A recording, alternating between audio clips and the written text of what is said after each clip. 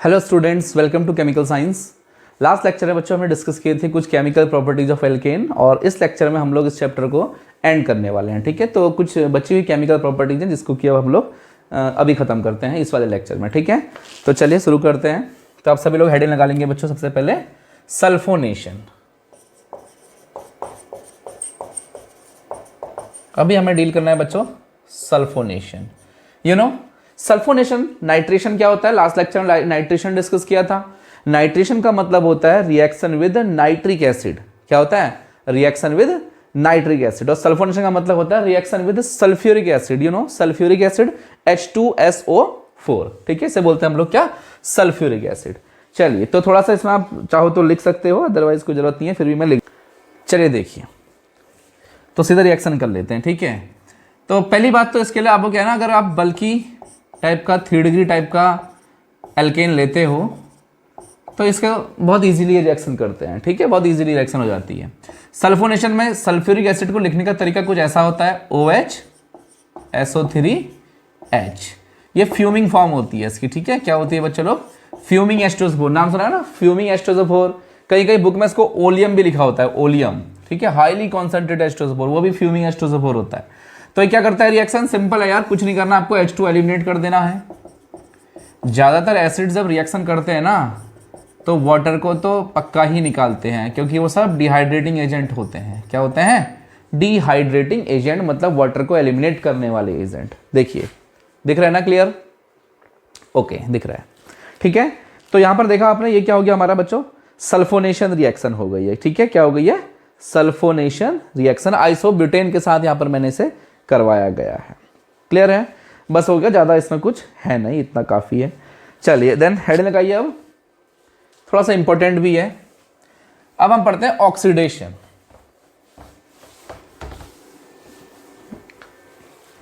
ठीक है, हेड लगाइए बच्चों, ऑक्सीडेशन।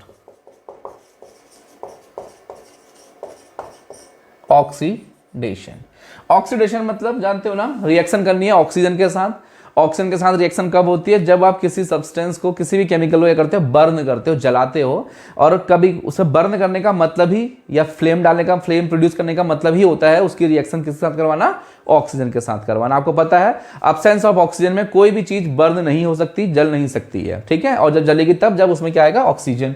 तो एक तरीके से देखा जाए तो वो भी क्या है? ऑक्सीडेशन प्रोसेस होती है बच्चा लोग। क्लियर है? ठीक है, चलिए, तो मैं ऑक्सीडेशन के लिए मैं आपको पहले थोड़ा सा एक जनरल फॉर्मूला बता देता हूं। ठीक है, बेसिक रूल क्या होता है? CnH2n+2। बताओ ये क्या चीज है? बोलो, ये क्या है? This is the general formula of alkene. क्या है बच्चों? General formula of alkene. Plus अब आपको इसमें ऑक्सीडेशन करना है, मतलब O2 के साथ रिएक्शन करना है। कितनी O2 चाहिए? 3n+1/2। इसको आप याद रखेंगे, क्योंकि यहाँ n के हिसाब से मैं यहाँ पर इसको लिख रहा हूँ, मैनेज कर रहा हूँ। ठीक है, और यहाँ से फिर क्या बनेंगे हमारे? H2O और प्लस CO2। ठीक है, आप चाहो तो इसको ऐसे लिख लो, n number of CO2 produce होंगी और प्लस H2O प्रोड्यूस होगा। इट इज क्लियर है? देख लीजिए प्लीज। ठीक है, ओके, चलिए, तो अब हम इसमें एग्जाम्पल के थ्रू उसको समझते हैं। ठीक हो गया?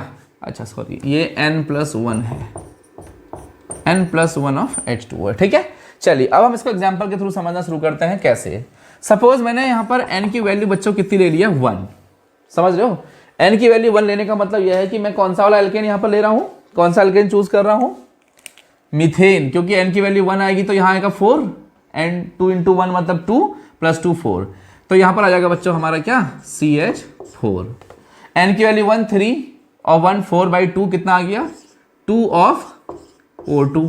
n नंबर ऑफ CO2 मतलब 1 CO2, n+1 H2O मतलब 2 H2O। क्या कहते हो बताओ?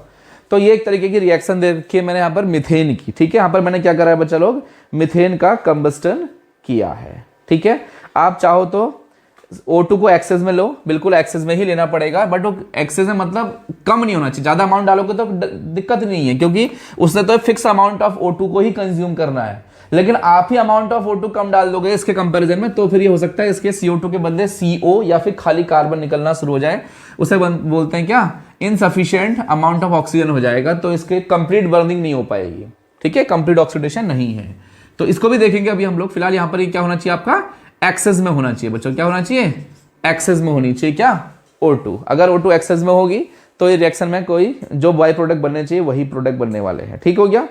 अच्छा, इसमें 212.8 किलो कैलोरी एनर्जी भी प्रोड्यूस होगी। ये जो रिएक्शन है this is the source of energy. आपको पता है ना, हम क्या करते हैं, इन्हीं को तो बर्न करते हैं, पेट्रोलियम को। पेट्रोलियम में क्या होते हैं, एल्केन्स होते हैं। ठीक है, इन एल्केन्स को ही हम लोग क्या करते हैं, बर्न करते हैं। आप जितने एल्केन अगर लैब से लेके आएंगे, आप हेक्सेन लाइए, पेंटेन लाइए, हेप्टेन, ऑक्टेन, सब बहुत ही हाईली फ्लेमेबल होते हैं। ठीक है, बहुत ही जल्दी जलते हैं, बहुत ही जल्दी आग लग जाती है इनमें। आप इनको जब कभी हैंडल करें, मौका मिले लैब में, तो आप थोड़ा सा इनको क्योर के साथ करें। ठीक है, आपको पहले बचाव करना पड़ेगा, तभी इस रिएक्शन को करना पड़ेगा। ठीक है, समझ में आया नहीं आया? तो देखा आपने, तो इस तरीके के यहाँ पर क्या हो रहा है, मीथेन का ऑक्सीडेशन हो गया है, बाई प्रोडक्ट्स ये बने हैं, और 2.8 किलो कैलोरी क्या हुई है, एनर्जी प्रोड्यूस हुई है।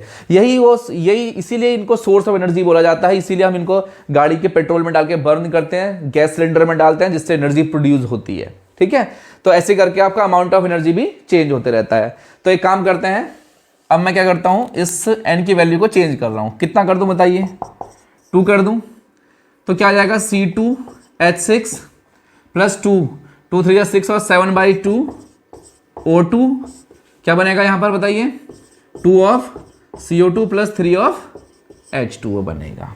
ठीक है, अब आपको अगर ये अच्छा नहीं लग रहा है तो आप एक काम कर सकते हो, इसको क्रॉस मल्टीप्लाई में कर दीजिए, तो ये रिएक्शन क्या हो जाएगी, फ्रैक्शन से हट जाएंगे। यहाँ पर क्या हो जाएगा, 2 ऑफ C2H6, 7 ऑफ O2, और यहाँ क्या हो जाएगा, 4 ऑफ CO2 और प्लस 6 ऑफ H2O। क्लियर है? अच्छा, अब इसमें अमाउंट ऑफ हीट प्रोड्यूस हो रहा होगा कितना, 745.6 kilo calorie. This is the amount of heat. ठीक है, इतना अमाउंट ऑफ हीट, इतना अमाउंट ऑफ एनर्जी प्रोड्यूस होती है इस रिएक्शन में। तो ठीक है, this is a huge amount of energy. ठीक है, तो 2 मोल्स ऑफ इथेन को, जब 2 मोल्स ऑफ इथेन को हम क्या करते हैं, कंबस्टन करते हैं, ऑक्सीडेशन करते हैं, रिएक्ट कराते हैं, तो क्या बनता है हमारा, ये CO2 और 6 H2O बनते हैं, और प्लस 745.6 किलो कैलोरी क्या होती है, एनर्जी प्रोड्यूस होती है। ठीक है, बहुत बड़ा अमाउंट है। ओके, किलो कैलोरी से ये सच्चा, ये सारा डेटा पर मोल के हिसाब से। ठीक है, तो पर मोल के हिसाब से तो फिर ये गड़बड़ हो जाएगा यार, इसको हटाना पड़ेगा। तो इसको 7/2 ही करें आप, तो क्या हो जाएगा, पर मोल। 1 मोल ऑफ C2H6 लाए तो इतना निकलेगा। ठीक है, तो सिमिलर यहाँ पर भी किलो कैलोरी पर मोल है। क्लियर है, देख लीजिए। ओके, ठीक है, ओके, हटा दें। अच्छा, एक बात और ध्यान रखें आप लोग, जब ये जलते हैं ना, जब ये बर्न होते हैं बच्चों, तो बहुत ही वायलेंटली बर्न होते हैं, मतलब ये आवाज करते हैं। ठीक है, साउंड आते हैं, जैसे ब्लास्ट के साथ जलते हैं, जैसे हाइड्रोजन गैस जलती है ना, वैसे यहाँ पर भी है। तो इन सब के लिए हमें इसमें कुछ और भी एंटी नोकिंग एजेंट मिलाने पड़ते हैं। ठीक है, एंटी नोकिंग एजेंट जैसे होता है TEL। क्या होता है anti knocking agent, TEL, tetra ethyl lead. ठीक है, इसे बोलते हैं TEL, टेट्रा इथाइल लेड। देखना चाहेंगे इसका स्ट्रक्चर, बड़ा ही कमाल का स्ट्रक्चर है इसका। कैसा कमाल का है मैं बताता हूं, ले अच्छा लग रहा है ना देखने में। This is the tetraethyl lead, tetraethyl lead, ये क्या है, TEL, एंटी नोकिंग एजेंट। आप इसको मिक्स करेंगे। अच्छा, इनको इसी कैपेबिलिटी के हिसाब से कि भाई कितना स्मूथली जल रहे हैं, कितना वायलेंटली जल रहे हैं ना, इसके हिसाब से हम इनको कैटेगराइज कर देते हैं। हम इसके लिए एक स्पेसिफिक वर्ड यूज होता है, ऑक्टेन नंबर। क्या होता है, ऑक्टेन नंबर। यू नो, आपने कभी पेट्रोल पंप में देखा होगा या कहीं और, पेट्रोल पंप पर नहीं लिखा होगा मे बी। ठीक है, ऑक्टेन नंबर से इसको डिफाइन करते हैं। कहते हैं अगर जिस फ्यूल का 74 से क्या हो, लेस देन हो, ऑक्टेन नंबर कितना हो, सॉरी उल्टा लिख दिया। ठीक है, ऑक्टेन नंबर क्या हो, लेस देन 74 हो, तो वो जो फ्यूल है ना, वो अच्छी कैटेगरी में नहीं आते, वो घटिया कैटेगरी के फ्यूल होते हैं। ठीक है, और जिन फ्यूल्स का ऑक्टेन नंबर क्या हो, ज्यादा हो, किससे, 74 से, प्रीमियम क्वालिटी के फ्यूल हैं, ये ज्यादा आवाज नहीं करेंगे आपके। ठीक है, तो ये बात इंपॉर्टेंट बात है। हालांकि इसमें और भी मैं अभी आधे घंटे लेक्चर दे सकता हूं, बट अभी इसकी मुझे लगता नहीं कि जरूरत है, कभी होगी तो देखेंगे, फिलहाल नहीं है। ठीक है, तो यहां तक समझ में आया, इट इज क्लियर ना। ओके, अब मैं आपको एक बात और बताता हूं। मैंने आपको भी क्या बताया, ये रिएक्शन सिमिलर तब होती हैं एज सच, जैसी मैंने बोर्ड में लिखी थी, जब सफिशिएंट अमाउंट ऑफ ऑक्सीजन यहां पर होना चाहिए, मतलब एक्सेस में आपको O2 चाहिए। क्या मतलब हुआ, कार्बन जो C2H6 है या CH4 है वो तो जलना चाहता है, वो तो और ज्यादा ऑक्सीजन से रिएक्ट करना चाहता है, लेकिन आपने उसे ऑक्सीजन क्या है, insufficient oxygen, insufficient amount of oxygen provide की है, तो क्या होगा, ऑक्सीजन कम हो जाएगी, तो O2 क्या होंगे, प्रोडक्ट सेट कम होना शुरू हो जाएंगे, तो हो सकता है CO2, अभी H2 तो बनेगा ही बनेगा, इससे छोटा मॉलिक्यूल तो है नहीं, एक ऑक्सीजन तो H2 को चाहिए बनने के लिए, CO2 के बदले ये हो सकता है कि क्या हो जाए, CO हो जाए। कार्बन डाइऑक्साइड से क्या बन सकता है, पहले कार्बन मोनोऑक्साइड, क्योंकि इनसफिशिएंट ऑक्सीजन है, अमाउंट ऑफ ऑक्सीजन है, या हो सकता है क्या बन जाए, खाली कार्बन बन जाए। इससे क्या होगा, ऑक्सीजन कम हो जाएगी और ज्यादा, तो खाली कार्बन मतलब ब्लैक, कार्बन ब्लैक जिसे बोलते हो, ये बनना शुरू हो जाएगा। आपने देखा होगा जिन कुछ बाइक्स होती है ना, उसके एग्जॉस्ट जो है बिल्कुल काला धुआं छोड़ते हैं, यस, उनमें insufficient amount of oxygen produce हो रहा है, इसका मतलब उसको अपने फिल्टर वगैरह को क्लीन करने की जरूरत है, या और कोई इंजन में थोड़ा डिफेक्ट है जिससे कि उसे क्लीन करेंगे, फिक्स करेगा, तो उसकी गाड़ियां जो नई गाड़ियां होती है, देखा कभी काला धुआं छोड़ते हुए, नहीं छोड़ती हैं काला धुआं, क्यों नहीं छोड़ती हैं, इवन वो तो धुआं ही नहीं छोड़ती हैं, ऑफकोर्स छोड़ती हैं, आपको नहीं दिखता है बिल्कुल, ठीक है। तो क्या है, वो काला धुआं इसलिए नहीं छोड़ते क्योंकि उसका इंजन एकदम नया होता है, उसमें बिल्कुल सफिशिएंट अमाउंट ऑफ ऑक्सीजन होता है, जो कंबस्टन रिएक्शन हो रही होती है पेट्रोलियम की, गैसोलीन की, वो सब क्या होती है, कंप्लीट हो रही होती है, वहां पर ऐसी कोई दिक्कत नहीं होती कि अमाउंट की ऑक्सीजन का अमाउंट कम हो जाए।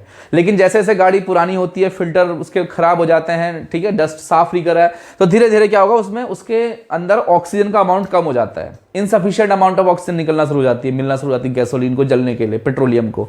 फिर क्या होगा, फिर वही पहले CO2 बना था, फिर CO बनेगा, फिर कार्बन देना शुरू कर, जो कार्बन देखा काला धुआं छोड़ती है जो गाड़ियां, है ना, बेसिकली आपने देखा होगा जो गवर्नमेंट बसेस होती हैं वो तो कुछ ज़्यादा ही काला धुआं छोड़ती हैं, पता नहीं गवर्नमेंट उनको ही नहीं देखती है, देखना चाहिए बट, ठीक है। तो वो सबसे ज़्यादा काला, इसीलिए तो बच्चों आपका क्या होता है, पोल्यूशन सर्टिफिकेट होता है, क्या होता है, पोल्यूशन सर्टिफिकेट। कभी देखा आपने, RTO वाले आपके पोल्यूशन सर्टिफिकेट चेक करते हैं आपकी गाड़ियों के, अगर आपकी गाड़ी काला धुआं छोड़ रही है तो उसमें क्या होता है, एक स्टिक टाइप की होती है, उसको हम अपने एग्जॉस्ट में लगाते हैं, एग्जॉस्ट में गाड़ी को एक्सेलरेट करते हैं, तो जो जो छोड़ रही है वो बाई प्रोडक्ट वेस्टेज है, जो मतलब गैसेज जो निकल रही है, उनको मेजर करता है कि कितने अमाउंट में छोड़ रही है, तो उसका एक फिक्स वो होता है कि भाई इंडेक्स होता है या रेफरेंस होता है कि इतने से कम में जो है ये खराब है, इससे ऊपर को ठीक है, इस तरीके से ना, तो इस तरीके से उसमें फिर आपको जो है फिक्स पेनल्टी भी पे करनी पड़ जाती है कभी कभी।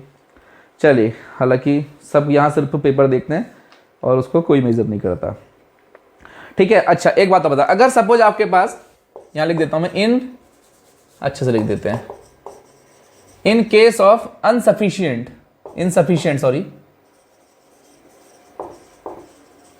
अमाउंट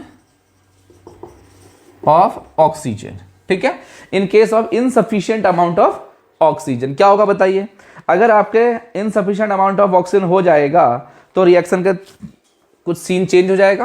कैसा हो जाएगा, देखो मैं लिख देता हूं, CH4 है प्लस कितना O2 चाहिए था इसको, 2O2, 3n+1/2 ये था ना, n की वैल्यू बने तो 3/4/2 मतलब 2O2, बट यहां पर मेरा क्या है, 2O2 नहीं है, यहां पर मेरा क्या है, 2O2 नहीं है, या सपोज ऐसा कर सकते हो 1.5 हो सकता है, ठीक है। आपको पता है एक कार्बन को कितना ऑक्सीजन चाहिए, 2, अगर मैं 2 को कम करके कितना कर दूं, 1.5 कर दूं, तो थोड़ा सा ऑक्सीजन की इनसफिशिएंट होगी नहीं यहाँ पर, है ना, तो 1.5 करने का मतलब ये हो गया कि यहाँ पर 2 ले लीजिए और यहाँ पर आप 3 ले लीजिए, तो यहाँ पर बच्चा आपका बनेगा क्या, CO2 के बदले CO बनना शुरू हो जाएगा और प्लस H2O बनना शुरू हो जाएगा। देख लीजिए, अच्छे तरीके से देख लीजिए, ठीक है, बैलेंस करना है, बैलेंस कर लीजिए, कोई दिक्कत नहीं।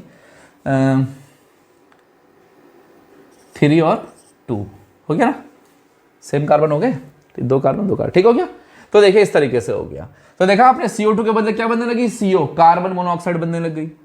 और अगर मैं यहां पर क्या करूं, CH4 में क्या करूं, 1.5 के बदले हाफ O2 ले लूं, जस्ट आधी, मुझे चाहिए कितनी थी, रिक्वायरमेंट कितने की थी, 2 की, ठीक है, मुझे एक CH4 को बर्न के लिए 2 ऑक्सीजन चाहिए था बेसिकली जनरली, बट यहां पर क्या हो गया, जस्ट हाफ अमाउंट मिल रहा है, तो क्या होगा, अब यहां पर बनेगा CO और प्लस H2O, देखा ना, मैंने कहा था आपसे, सॉरी,